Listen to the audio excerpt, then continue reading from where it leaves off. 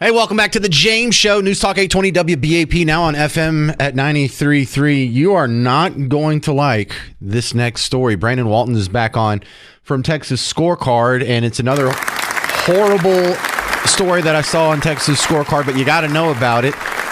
An elementary school in Texas, Round Rock to be more specific, North Austin, with an open bathroom concept. Now, they can't see the picture that's on Texas Scorecard, so describe to the people listening, Brandon, what is an open bathroom concept in an elementary school? Yeah, so this is one of those things you really have to see to believe, but essentially what we have here from some pictures that have been circulating around from parents who are getting ready to take their kids to this new school is essentially you've got the boys and the girls' bathrooms. They're right next to each other. You can literally see the stalls from the hallway. They share sinks. They share a common area. There's very little in the way of privacy. Now, I had seen some, I guess, more open concept restrooms like this in schools, going back for the last several years. I've never seen something quite this open. I mean, literally, there's nothing even close to privacy being offered by this design, and it's in Round Rock ISD, which is a school district right outside of Austin. But this is something that unfortunately I would expect to potentially see in some new construction schools. And the shocking thing is that as bad as all this is, parents complained about it, and they were told that this was done in order to be inclusive. Yeah, and so to complete the description a little bit more, where the sinks are, the wall is only like 3 feet high. So, and when I say 3 feet high, I don't mean to see the rest of the bathroom. I mean to see the hallway. So kids that are walking down the hallway can see kids that are like washing their hands or, maybe trying to get a stain off their shirt or whatever. But what you do in the bathroom, the only doors are on the stalls themselves. So you have this little phone booth of space of actual privacy, and the girls and guys are right next to each other to where when you walk out of the guys' bathroom and turn to go use the sinks, you're using the same sinks as the women. The toilets for the men and women look like they're back to back. So this is a new bathroom. It was an extension that was built onto an existing building at a elementary school in Round Rock. And so they're not doing this open concept at a vodka bar in Uptown. They're doing this for what? 4th, 5th, and 6th graders? Yeah, exactly. These are elementary age kids. By the way, I hate seeing this stuff, in Austin. Unfortunately, I feel like there's this growing trend of all the open bathroom trends, and I try to avoid it. I hate it. I think it's awkward, it's uncomfortable, and I'm an adult. I mean, imagine being a kid and being forced to deal with this, especially in a situation too. I mean, I don't think it can be understated that while all of this is open, literally just feet away is the hallway with classrooms and where people are walking by. I mean, this is gross. Yeah, because people could hear you do your business. They can hear the toilet flush. Like, oh, it's really weird. Yeah. And one of the obvious tricks they're trying to do here is forcibly have questionable gender issues going on. This whole gender fluidity and, well, we don't want to judge, and it's not really anything more than a social construct. This is sort of the manifestation of that idea. If you believe in that, this is what bathrooms would look like. Exactly. And, I guess maybe we should be thankful at least that there's some separation between boys and girls. But honestly, it kind of makes you wonder, is this being designed for that, maybe a few years down the road where they can just get rid of that designation? I mean, there's no urinals. They're all just stalls. They're all, essentially the same. This is just another glimpse into how the left sees public education, sees what they want to do in schools in Texas. It's a weird social experiment that they're doing on very young kids. And if not for some mom who said, "What the hell is this?" and took a picture and sent it to y'all, we wouldn't know about it in the rest of Texas. Exactly. And so I think that this is something that, we reported on this week. I think we're going to find out that this is probably a little more common than you might think in some of the newer schools and newer developments around the state, unfortunately. Well, I put the call out yesterday. I previewed that I was going to be talking to you today about this. And I said, listen, it's the first day of school for a whole lot of us. If you're in your kids' school and if there's a funky bathroom situation, take a picture and send it to me. I got 0 replies. So out of the 60,000 people or whatever that heard that, I guess some of them checked and no one sent me a picture. So hopefully this is rare, Brandon. Yeah, good. Well, yeah, hopefully this is just Round Rock being on the cutting edge. I mean, Round Rock is a district that has been plagued by a lot of left-wing people running it, a lot of bad board members for quite a while. Hopefully the issue stays there and it doesn't spread. Well, the excuse from the school, there's only an informal explanation. A teacher said that when they were going through orientation for the new building, a teacher commented on that to an administrator, and the reply was, it's all about inclusivity. Yikes. Yes, exactly. Being inclusive by putting kids in this terrible situation, it's absolutely disgusting. Who wants to watch little kids in the bathroom? Like, this is borderline pedophilia, because when you have the people who like to watch other people in the bathroom, they put up toilet cameras and stuff. It's a sex thing, right? And so this is kind of the same funky, like, you don't need to be seeing my kid when they're going to the bathroom. You don't need to see them walking in and out of the stall and doing their belt. And this is weird. This is not just like, oh, well, this is politically correctness gone amok. No, this is bordering on kind of pedophilia vibes. Exactly. And so already you have some groups, Moms for Liberty. You've got a local member of Moms for Liberty, which is a pretty active grassroots group, pushing back against it. Other parents are getting concerned.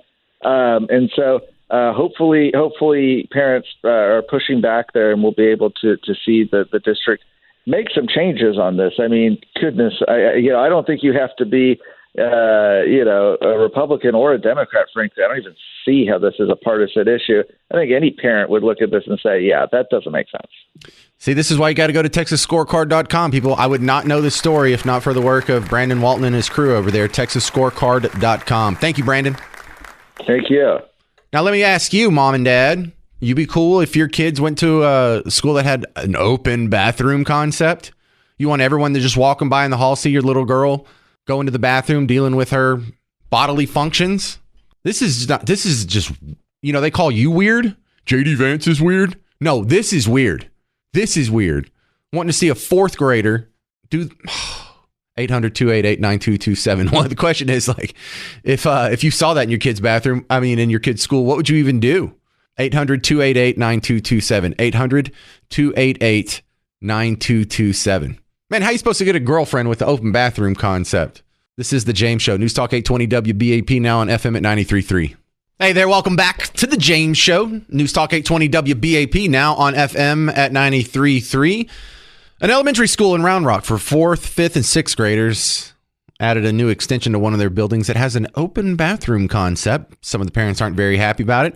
And if you go look at it, I don't think you'd be happy about it either. Or maybe I shouldn't just assume. Would you be okay with your kids going to the bathroom and what's almost a unisex bathroom, and the walls are all 3, maybe 4 feet high?